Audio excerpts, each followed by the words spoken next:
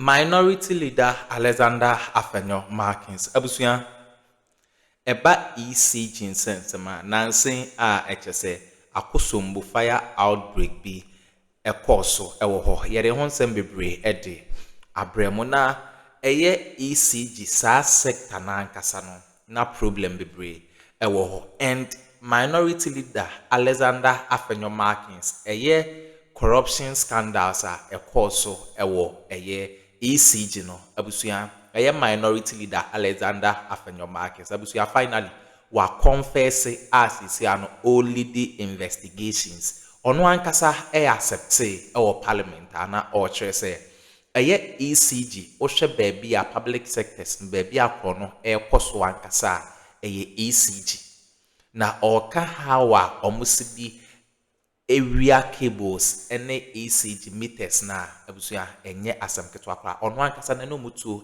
parliament as isi ano according to Solomon Owusu NKS speaker set commission of inquiry na AfenyoMarkin ba na etese obe expose NPP criminals omo di bone ewo ECG omo yanko na yanko nkotie ensema Solomon Owusu ede etuja unsubscribe ya subscribe na hit on the notification bell so na be any updates bia e be drop no onso onsa ebetumi akabi gossip politics TV so medamase I went to even senior high school for free. It's very clear that under the directive principles of state policy, Article 36 is so clear that the mandate of every government is to make sure that the economy is managed and managed well, so that all of us will be happy. That is the job of every government. The government is to make you happy. Exactly.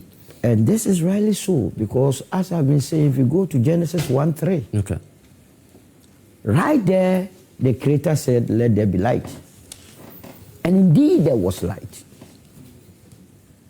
So if you come into government and decide to turn that Genesis 1:3 to 3:1 and say, let there be darkness and there is darkness, you want to fight against the Creator of this world. And that is why people take the issue of those very serious. And you remember, I've been an ardent supporter of that 1 cedi levy that they imposed. Yes, in fact, you were defending it. I defended it because the effect or the impact of doing so can never be compensated by anything. So I said the government was right in 2025 in introducing that levy to the extent that they will be using the proceeds of that levy to do what they promised the people of this country. You know, in 2025, the doing so rate is small, and that's what they brought in the 1 cedi. And once they brought it, it stabilized the system. So I was happy. And it's the reason why recently, when world market prices of oil was also going up, I insisted that I would never advise President Mahama to take off that levy. Because you see, the Ghanaian will cry, but leaders are put there not to take soft decisions. Not Microsoft. You have to take hardcore decisions. And that hardcore decision must always and always be in the interest of the people. Doomsday levy taken out and you experiencing doomsday. Which one do you like? You would prefer to pay the tax and get a light. So to that extent, we were on the right side. Now, I can understand the difficulty of my brothers in there. I've said that opposition is a marathon. We have stamina. Not that we will not punch NDC hard. We know when to strike. But when there is nothing to punch, you don't rush to punch. Either that, but the time that you have the actual punch, nobody will see that punch. Absolutely, what are you saying? But the power generation had a challenge in the last. Which one is that? The power. Oh, those outages. I mean, there were outages all over the place. Beautiful. That's what I'm coming to. Outages. Yes. In Kumasi, that my brother was ferrying. Yes. Remember when Napo was asked, when are you bringing the doomsday time? It was the same Kumasi that brought that issue up. In fact, the journalist asked him the question at Kumasi. Yes. I recall. You saw the cheeky answer he gave to that journalist. Because he didn't have an answer to that. I guess he wasn't happy that we were asking for a timetable. Because he realized that where he was, if he had said anything otherwise, the people of Kumasi would have chased him. They would have chased him. You understand? And to even make matters worse, they have told us, they've been telling us the last couple of days that, in fact, they procured the transformers, which even makes the matter so worse. You procured the transformers for what? Tourist attraction or what? You were supposed to replace obsolete equipment with modern day transformers that could, as it were, take on all the major loads. Even this is true, because I'm getting contrary opinion that even the transformers that they claim they brought were not, all of them were not procured by them. Oh, Solo. That's what I heard. What's your spokesperson for the energy ministry? What's the name? Roxin or so. I heard him say if he's lying, I'm lying. Okay. But I have no business. Yeah, so you have no evidence on that. Yes. Let's proceed. So they refused. That is evidence. Oh no, he gave the information. Yeah. But granted, they even brought it. Why did they why didn't they replace the transformers? Because they realized that if you decide to replace transformers, definitely there will be some load shedding, and they didn't want to be associated with that. Remember what I was in the NPP. No, but if you just oppose that with what Napo said at the time, he said there was doom CACA. What is the meaning of doom CACA? They were fixing the challenge. So if you're telling us that there was no replacement at the time, so between 2014 and 2016, we're not fixing the challenge. Now we named it doom so. I mean, some of these jargons, forget about it.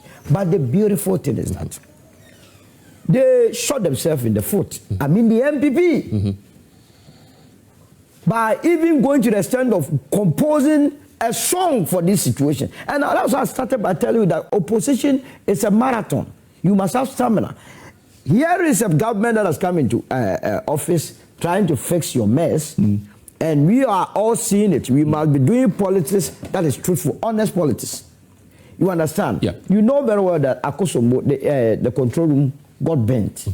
And they were telling you that they lost 1,000 megawatt. If I were them, just like the UP has been doing, we would rather wait for them to fix that 1,000. So why do you want to decide for the NPP what they choose to? They are destroying the business of politics. I mean, they are making our work in opposition very difficult. So difficult, because when they speak and we speak, it's as though we are at each other's throat, which must not be. There has to be a clear-cut strategy. Why wouldn't you look at it this way? If the NPP had not come out, why did they come out to they wouldn't have held, the government to... We are rather holding government accountable. We told the government that, look, fix it. It's your problem. You are now leading the charge. So the Minister of Energy came and addressed us and told us that, look, they were fixing it. Has he not come back to tell us that they have fixed it? What did the NPP do in this whole matter? Yeah, because they raised the... They never raised anything. They are worse off. They left a debt of 68 billion in the energy, in the electricity sector. So one was expecting that out of this 68 billion, you would see what you call generation infrastructure. Rather, there is nothing to show for it. They were only procuring cables. And I've been telling Hamza and their people that your inability to go after all those that looted is why you are suffering today. You feel the sabotage in the system? Oh, I mean, they just created the looted. But these people must go after those that did. I remember, PricewaterhouseCoopers carried out an audited report on ECG in 2024 when they were suppressing income generation. That whereas they were reporting to the cash waterfall mechanism that they were generating 10.4 billion, their bank statement showed that they were actually generating 15 billion. So right there, somebody has pocketed 55 billion. So this must be investigated. Now, even what makes it worse... You don't know that for a fact. But if you are generating 15 billion, you see, sometimes don't let anybody confuse you with any technicalities. Okay. You collected 15 billion to pay your debt. You came to declare to me that you got 10 billion. So where is the 5 billion? You tell me. Probably a mistake. Which one? They have not come to... Transpositional errors in that code now. If they come back to tell us that it was a transpositional error, then we will be dealing with that. But even worse off, the 10.4 billion that they declared to cash waterfall mechanism, they actually pay 6.5 billion. Right there too, a deficit of 3.9 billion. Do you need any superfluous brain to go after people in there? Their own butcher, AfenyoMarkin, in Parliament. You mean the minority leader now? Yes, the minority. He told us that, look, cable stealing is the commonest thing that you could find at ECG. I think you said that? You didn't hear him? No, I didn't hear him. In Parliament? My goodness. That stealing was the easiest? Oh, so, you know when we were complaining about the missing containers? Yeah. Mr. Speaker, It's the commonest and the easiest thing. No, I thought he was trying to demonstrate how over the years that including his son. So we are all okay. So right there should have been a commission of inquiry for him to explain. To account and to prove. Absolutely. Okay. Right. But we did not do that. You understand? So when you have such political party that has created a mess in the sector, come to us and tell us that look, these people are supposed to do what is right. It sometimes baffles our mind. What we have to do as a country, first of all, this administration, they have declared a 24-hour economy. Yeah. You cannot achieve that without power. You understand? So that, therefore, we don't need anybody to advise them to increase our generational capacity and also upgrade existing infrastructure. There has to also be a correlation between our development and our energy needs. In Accra here, you go to Kaswa and even East Legon Hills area, the way developments have sprung up. I ask myself whether the time country planning, before they issue any permit to anyone want to build, they do that in close collaboration with the Electricity Company of Ghana. Because if the Electricity Company of Ghana knows that in this area, the sort of buildings that are coming up, it will increase, they would then make adequate preparation. In fact, our building permit, there has to be a fee on it that would also go to ECG to be buying adequate transformers to take care of an area. Same with the Ghana Water Company. But there is that disconnect. There is that disconnect. All right, Lomba, that's your area, I believe. But let's tie that into the issue about the debt, because that's what I want to find out from all of you. The minority is now making claims on, is it 500 million? Yeah. 500 million. Where's that debt coming from? Does it even exist in the first place? The specific debt, I'm not sure. Which one is the 500 million?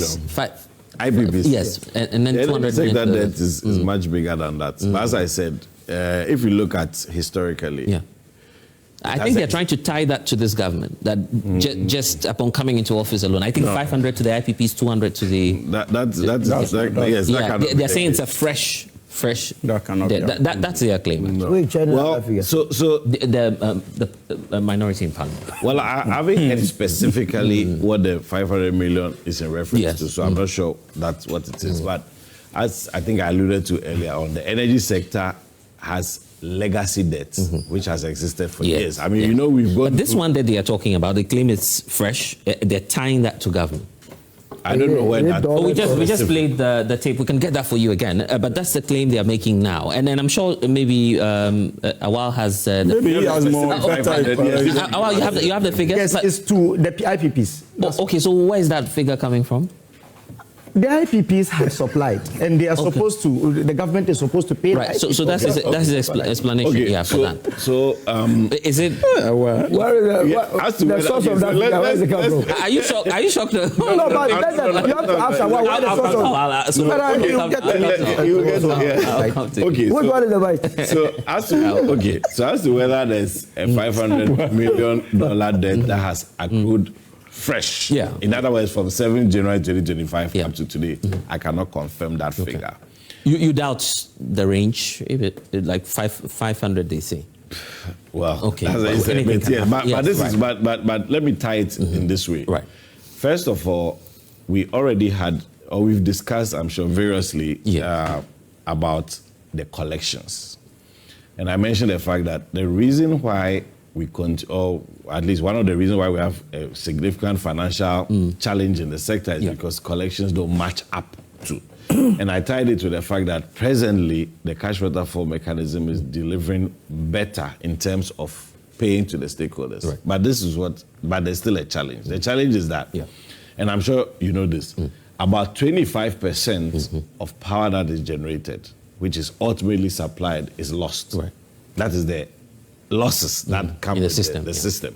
And in that losses, we are talking about 10% for technical and 15% for non-technical, which we call commercial losses, which in plain language is theft or some form of diversion.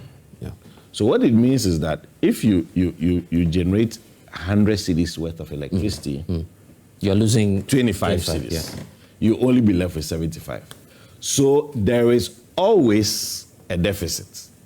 And we already have the legacy there, which means that we have debt already. And this 25 cedis will be adding, compounding. So how do you deal with it? You deal with it by for example, like a levy, what we are calling the D-levy, for example, is one of the ways in which you reduce it. You have IPPs that have signed contracts with ECG and various off-takers. The terms can be renegotiated to make them better, which with last year there was renegotiation of power purchase agreements to make them better in terms of terms, payment. So that is one of the ways. Apart from that, also, obviously, you need to fix the losses issue so that you reduce the 25 to 20, 15. Hopefully, you can get to maybe 5%, because as for the technical, there's no way you can avoid the 100% and so on. So for so long as the energy sector is the way it is, and then, of course, I've also talked about the cash waterfall mechanism, which is, if you are paying them proportionally, it still means there will be a gap because the collection is not 100%.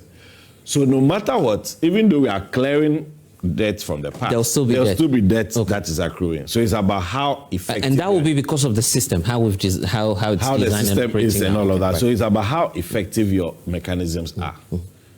And I mentioned, for example, in the last budget, in terms of reduction of payment of the legacy debt, a significant portion, or at least what was done last year, was a more significant reduction of the debt than previously. That's one. Besides that, also, one of the things that secures the energy sector financial arrangements is the guarantees that you get from institutions like African Development Bank and so on, which essentially is an insurance backing payments, which are depleted essentially to near zero, which means that you couldn't fall on it. That has been fully paid up as well. So beyond that, I'm saying that it is always the case that some debt will be accruing, but the debts historically have been within some ranges. So you see that in the past, we've had maybe IPP, Chamber of IPP issue statement that if you are not paid by this day, we'll just go. It doesn't mean that even when they are not issuing those statements, they are not being owed. They are owed, but there's a servicing of the debt. Yes, servicing and then the level of payments and so on. So for so long as the payments continue, at least the IPPs are kept at bay. So if today we are saying that IPPs are owed 500 million, 700 million, I don't know how much specific amount figures we are talking about. It is not a novel thing. It's not new. Let me take your thoughts on privatization. Is this the time that we needed much more? Because we've been there before, don't forget. Yes. Not privatization wholly. My personal view is to do participation, private participation. And I think a lot of the conversations that have gone around this matter in the last decade have also been around that point, which is private participation. So, for example, the PDS deal that did not go through eventually was a participation. So ECG was still in the picture, owning the distribution assets and handling maintenance and so on. But then PDS was to take over the operational commercial aspect of it. And it is a good idea for us to explore at this time, because you see this 25% we are talking about. When you are engaging, of course, ECG as a public institution can also be given targets to do that. But we've seen the records in the last decade that it hasn't significantly dealt with the issue. So if, for example, you are engaging a private player to come into that space, you can set a target of how you reduce that 25% will tie to some kind of compensation arrangement. And private people are looking for money, so they'll find solutions and mechanisms for that. But I also know that presently the discussion around the private participation is to look at breaking up the ECG area into smaller concessions, because ECG is in charge of the entire southern sector of Ghana, apart from the free zones enclave, which is under enclave power. The southern part of Ghana is under ECG's mandate, and it's a huge area. All these things we are discussing today about transformer upgrades and how long it will take and when was procured and so on. ECG has a huge assignment. So perhaps that's when participation is allowing other players to come in terms of handling different segments of the ECG concession area can be considered. So it should be discussed fully. We've seen that trade union congresses, they are resisting. They've issued statements, they've talked about how and so on. But the truth is that the results show that ECG alone is not delivering on it. And that there should be a need for private players.